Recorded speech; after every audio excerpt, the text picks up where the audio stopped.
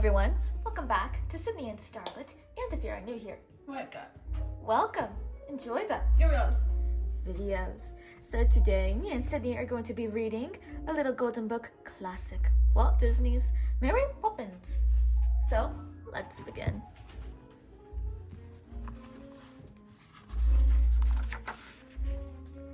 It was morning on Cherry Tree Lane. Admiral Boom had shut off his morning cannon to give the day a proper start. Miss Lark, in the biggest house on the lane, had sent her dog, Andrew, out for his morning stroll. But in the nursery at number 17, Cherry Tree Lane, Jane and Michael Banks were still in bed. Up, up, said Mary Poppins, their nanny, pulling back the blankets with a firm hand. We'll have no lounging about on a supercalifragilisticexpialidocious day. Supercalo what? Mary Poppins asked Michael. Close your mouth, Michael. We are not a codfish. Supercalifragilisticexpialidocious, of course. If you can't think of a word that says just what you want to say, try supercalifragilisticexpialidocious, and it just describes today. That got Jane and Michael up and dressed and breakfast in record time. Out to the park we go, said Mary Poppins, hurrying them into their hats and coats. Spit spot, this way. Supercalifragilisticexpialidocious, sang Jane and Michael as they marched along the lane. They almost bumped into Mary Poppins when she stopped to speak to Andrew, Miss Lark's little dog. Yip, yap, yap, said Andrew. Slower, please, said Mary Poppins. I can't understand a word you say. Yip, yap, yap, said Andrew, slower. Again, said Mary Poppins. Yap, yap, said Andrew. Yes, of course, said Mary Poppins. I'll go straight away, and thank you very much. Yep, said Andrew. Then, taking Jane and Michael by the hand, Mary Poppins started off the way Andrew had come. What did he say? Asked Jane. He said, You're welcome, said Mary Poppins. But what else did he say? Jane insisted. I don't think he said anything at all, said Michael crossly. And I thought we were going for a walk in the park. There's been a change of plans, said Mary Poppins. Come along, please. Don't straggle. She led them at a brisk pace down narrow, twisting streets they had never seen before. Then she stopped at the door of a small house.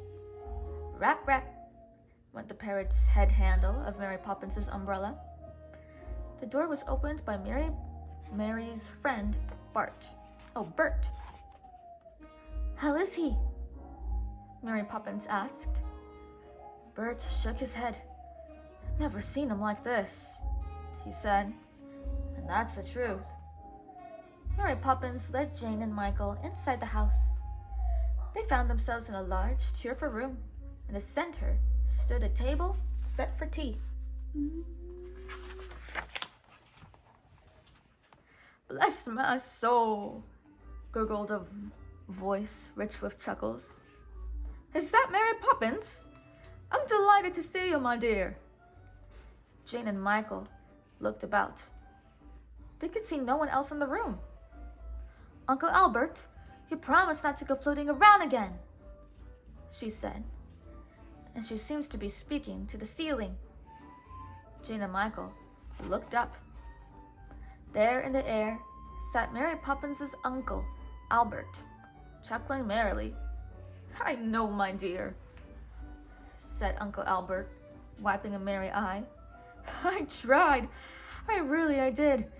But I do so enjoy laughing, you know. Here the chuckles bubbled up so that he bopped against the ceiling. And the moment I start, hee, it's all up with me. To the children, he whispered, It's laughing that does it, you know. Jane and Michael were trying hard to be polite. They kept their faces straight. But first, the laughter sparkled out of their eyes. Then it bubbled up to their throats. They began to chuckle. By this time, Bert was rolling about, shaking with laughter. As they watched, he rose into the air and soon was bobbing about beside Uncle Albert.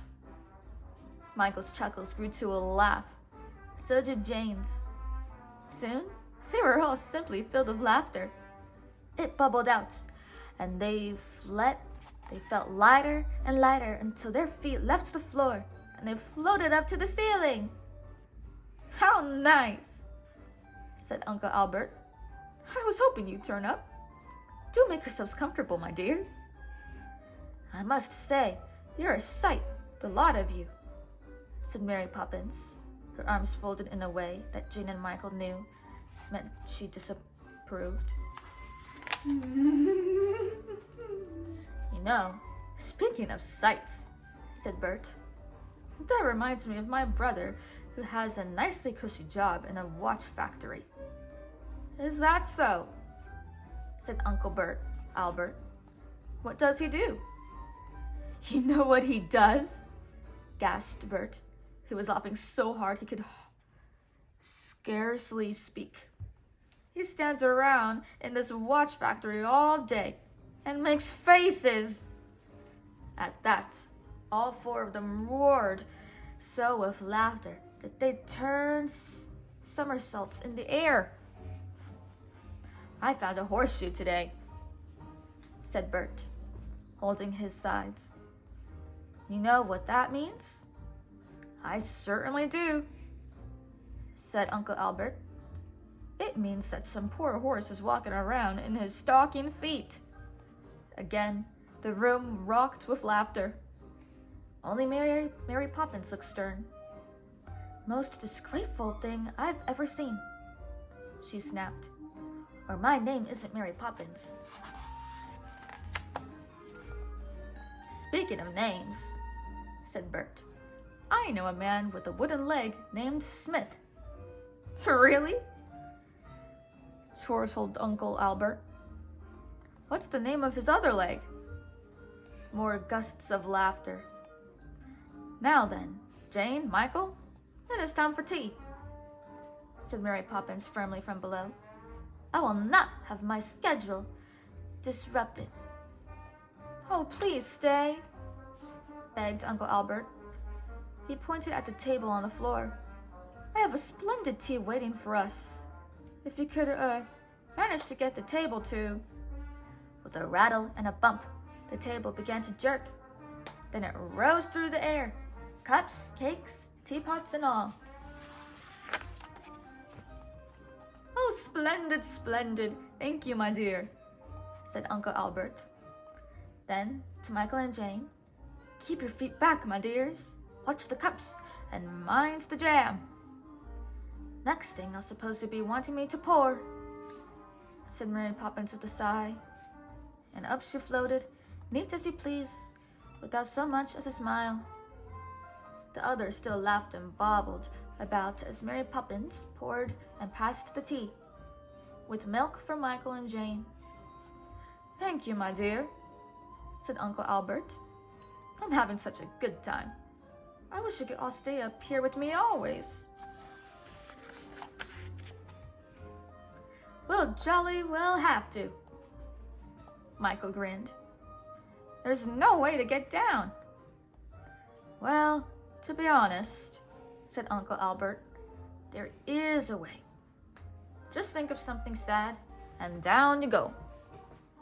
"But who could think of anything sad?" They chuckled at the very idea. "Time to go home." Mary Poppins' voice, crisp and firm, cut sharply through the laughter. And suddenly, at the sad thought, down came Jane and Michael, Uncle Albert and Bert. Bump, bump, bump, bump, on the floor.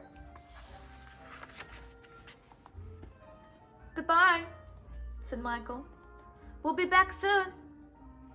"And thank you," said Jane, soberly. We've had a lovely time. Oh dear. Uncle Albert was sobbing as he waved goodbye. It makes me so sad to see them leave.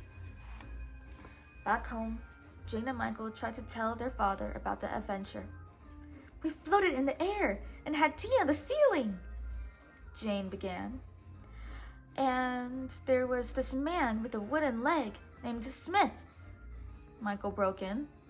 Poppins! Cried Mr. Banks. What is the meaning of this? Children will be children, sniffed Mary Poppins. And these two are up past their bedtimes. Spit spot! And she marched them off to their nursery, muttering, The very idea! Michael and Jane just looked at each other.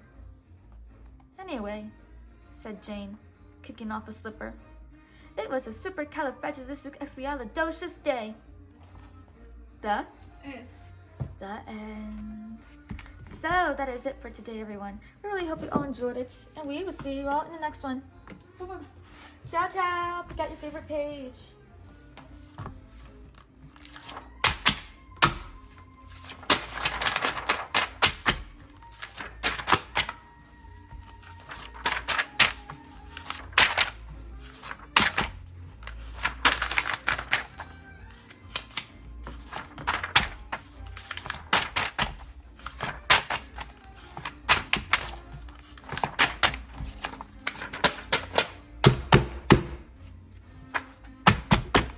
Who's your favorite character?